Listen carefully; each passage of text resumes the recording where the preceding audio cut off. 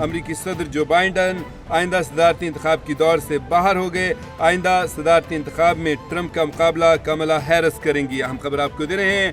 امریکی صدر Joe Biden آئندہ صدارتی انتخاب کی دور سے باہر. کملا ہیرس جو ہیں وہ صدارتی دور میں شامل ہو گئیں. امریکی صدر ڈونلڈ ٹرمپ نے جو بائیڈن کی دستبرداری پر رد عمل دیتے ہوئے کہا ہے کہ جو بائیڈن دوبارہ صدر بننے کے قابل نہیں. البتہ کملا ہیرس کو شکست دینا آسان ہے. ٹرمپ کا کہنا تھا کہ نائب صدر کملا ہیرس کو صدارتی الیکشن میں شکست دینا بائیڈن کے مقابلے میں اور بھی آسان ہوگا. ہمارے ملک کے اندر کے جو پاپولر لیڈر ہے نا، پاپولر لیڈر جو ہے وہ اتنا طاقتور ہو جاتا ہے کہ اس کو کوئی اور مشورہ اس کی مرضی کے خلاف نہیں دے سکتا. جب 8 فروری کا الیکشن جیت گئے، یا کم از کم چلو حکومت کے مطابق اتنی سیٹیں تو جیت گئے کہ وہ اپوزیشن میں مؤثر سیٹیں ہیں ان کی، تو بھائی پھر ان کو جیل سے رہا کرتے، ان کے ساتھ مذاکرات کرتے، بنی گالا میں انہیں نظر بند کر دیتے، کچھ ریلیف تو دیتے. 9 مئی مقدمات میں شاہ محمود قریشی کی ویڈیو لنک سے پیشی کی درخواست مسترد. اینٹی ٹیررسٹ کورٹ نے شاہ محمود قریشی کو ویڈیو لنک سے پیش کرنے کی درخواست مسترد کر دیا. ہم خبر آپ کو دے رہے ہیں. ازادہ دہشت گردی عدالت نے شاہ محمود قریشی کو اڈیالہ جیل سے منتقل کرنے کا حکم دے دیا. نئی شیروانی ٹی وی پر منہ دکھائے قبلہ رخ پنڈی. 12ویں کھلاڑی کی انٹری. وزیر دفاع خواجہ آصف کا دعویٰ سامنے آ گیا. وزیر دفاع خواجہ آصف نے حکومت کے خاتمے کی افواہوں پر رد عمل دیتے ہوئے کہا کہ ملکی تاریخ میں رونما ہونے والے حادثات کے نتیجے میں بننے والی غیر جمہوری اور حادثاتی حکومتوں سے جنم لینے والی نسل کسی حادثے کے انتظار میں ہر وقت شیروانی سلوا کر تیار بیٹھتی ہے. خواجہ آصف نے کہا کہ آج کل بہت پریس کانفرنسیں اور ٹی وی شوز ہو رہے ہیں. وطن عزیز کی سیاست نے 75 سال میں بے شمار حادثات کو جنم دیا. اسمبلیاں تحلیل، دو ٹوک جواب آ گیا. آخر مولانا فضل الرحمان کے دعوے کے پیچھے کون ہے؟ اہم خبر سامنے آ گئی. پاکستان تحریک انصاف کے چیئرمین بیرسٹر گوہر نے امیر JUI مولانا فضل الرحمان کی خیبر پختونخوا اسمبلی توڑنے کے دعوے کی تردید کر دی ہے. گوہر علی خان نے کہا تحریک انصاف نے اسمبلیوں سے نکلنے سے متعلق کوئی بات نہیں کی. امیر JUI مولانا فضل الرحمان سے اسمبلی تحلیل کرنے یا استعفوں پر کوئی مشاورت ہوئی، نہ ایسا کوئی فیصلہ ہوا. اس سے پہلے مولانا فضل الرحمان نے دعویٰ کیا تھا کہ تحریک انصاف پختونخوا اسمبلی تحلیل اور قومی اسمبلی سے استعفے دینے پر آمادہ ہو گئی ہے، جبکہ ہم نے تحریک انصاف سے مذاکرات کے لیے کمیٹی بھی تشکیل دے دی ہے. مجھے 24/7 ریکارڈ کیا جا رہا ہے. بانی P T I Imran Khan کا ایک اور تہلکہ خیز انٹرویو سامنے آ گیا. عمران خان کا اڈیالہ جیل سے غیر ملکی خبر سا ادارے کو ایک اور انٹرویو سامنے آ گیا. دا سنڈے ٹائمز سے بات کرتے عمران خان نے ایک بار سنگین الزامات کی بوچھاڑ کر دی.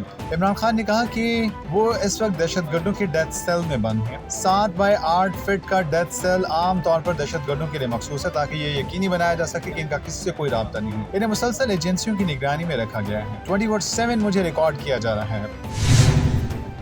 ارشد شریف کو سر پر گولی مارنے کا کس نے کہا؟ صحافی کی بیوہ نے تہلکہ خیز انکشاف کر دیا. نجی اخبار میں جویریہ صدیق نے انکشافات سے بھرپور کالم لکھ دیا. ارشد شریف کی بیوہ کے مطابق 2022 میں ارشد شریف نے مجھے FIR کے بارے میں بتایا. ہمارے گھر مشکوک لوگوں نے رات کے 2 بجے گھسنے کی کوشش کی. جویریہ صدیق نے انکشاف کیا کہ ارشد کو میسیجز پر اور پھر براہ راست بھی دھمکیاں ملنے لگیں. کہا جاتا کہ چپ رہو ورنہ سر میں گولی ماریں گے. وہ مسلسل دھمکیوں کی وجہ سے 10 اگست کو اچانک بڑی اجلت میں دبئی چلے گئے. اس کے بعد کینیا گئے. سوچ بھی نہیں سکتی تھی کہ جو دھمکیاں ان کو پاکستان میں ملی بالکل ویسے ہی ان کو کینیا میں قتل کروایا جائے گا. جو کھیل کھیلا جا رہا ہے وہ بانی PTI عمران خان ایک اور انٹرویو میں کھل کر بول پڑے. سنڈے ٹائمز کو دیے گئے انٹرویو میں بانی PTI عمران خان نے کہا کہ 2024 کے الیکشن اس کے نتائج کسی انقلاب سے کم نہیں تھے. یہ سب مارشل لا کے ماحول میں رونما ہوا تھا. جس طرح پاکستان کو چلایا جا رہا ہے لوگ موجودہ نظام سے تنگ آ چکے ہیں. اسی وجہ سے لوگوں نے مجھے ووٹ دیا. بانی PTI نے ایک بار پھر الزامات کیا کہ یہ سارا کھیل مجھے اور میری پارٹی کو توڑنے کے لیے کھیلا جا رہا ہے، لیکن کوئی اس میں کامیاب ہوا ہے نہ ہوگا.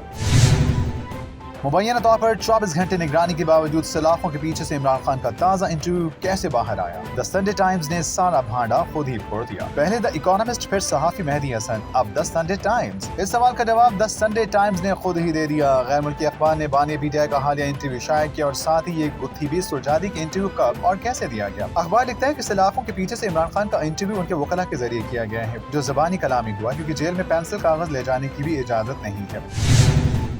تحریک انصاف کا نیا سرپرائز تیار. اہم رہنما کو ذمہ داریاں سونپ دی. इंतखाबी निशान केस की गलत तशरीह, मुबैना धांधली और ट्रिब्यूनल्स में तब्दीलियों के खिलाफ Pakistan Tehreek Insaf in action. PTI रहनुमा बैरिस्टर अली जफर को अहम टास्क सौंप दिया गया। Tehreek Insaf chief election commissioner और चारों मेंबर्स के खिलाफ रेफरेंस तैयार किया जाएगा। निजी टीवी के मुताबिक इंतखाबी निशान केस की गलत तशरीह, मुबैना धांधली और ट्रिब्यूनल्स में तब्दीलियों को बदनीयती करार दिया जाएगा। जराये के मुताबिक चीफ इलेक्शन कमिश्नर और चारों मेंबर्स के खिलाफ रेफरेंस जुडिशल कमीशन में दायर किया जाएगा।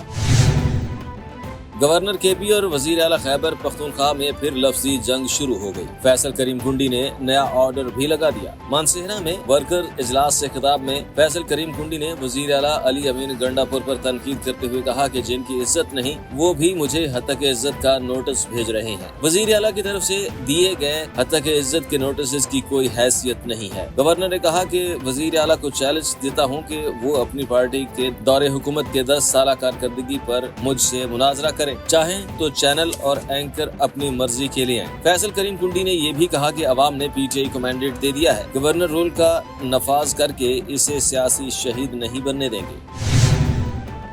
दो नामवर सहाफियों की चीफ जस्टिस पर कड़ी तनकीद। हामिद मीर और आरिफ हमीद भट्टी मैदान में आ गए। सीनियर सहाफी हामिद मीर ने एक्स पर एक कालम शेयर किया जो अरशद शरीफ की बेवा जवेरिया सिद्दीक ने जंग अखबार में लिखा। हामिद मीर ने कहा कि अरशद शरीफ के हाथों के नाखून और एक गुर्दा गायब था जब से काजी फाइज ईसा चीफ जस्टिस बने हैं। एक दफा भी इस मुकदमे के सुप्रीम कोर्ट में समाअत नहीं हुई। मौसूफ को आजकल हुकूमत के साथ नाइंसाफी पर बड़ा दुख है। अरशद शरीफ की बेवा की फरियाद भी सुन लें। अरशद शरीफ की बेवा की फरियाद भी सुन लें। सहाफी आरिफ हमीद भट्टी ने हामिद मीर की ट्वीट को रीट्वीट किया और लिखा कि शहीद अरशद शरीफ का केस शायद चीफ जस्टिस काजी फाइज ईसा जुल्म को जुल्म नहीं समझते। दर्जनों मर्तबा शहीद की फैमिली और सहाफियों के मुतालबों को नजरअंदाज किया जा रहा है। मुस्लिम लीग नून के कायद नवाज शरीफ ने एस्टैब्लिशमेंट को एक बार फिर ना कर दी। सीनियर सहाफी और तजियाकार नजम सेठी तहलका खेज खबर निकाल कर ले आए। निजी टीवी के प्रोग्राम में गुफ्तगू करते हुए नजम सेठी ने कहा कि उनके पास नवाज शरीफ के हवाले से बड़ी खबर है। नून लीग के कायद ने एस्टैब्लिशमेंट को कहा है कि हम यहाँ आए थे इकोनॉमी संभालने, हमने बहुत बोझ उठाया है, लेकिन अब हम जुडिशरी और लॉ एंड ऑर्डर के साथ डील नहीं कर सकते। अगर हमने मईशत ठीक करनी है तो आप मेहरबानी फरमाकर अमन अमान की सूरत हाल को ठीक करें। 2018 का इलेक्शन मैनेज था, सब इधर से कंट्रोल हुआ।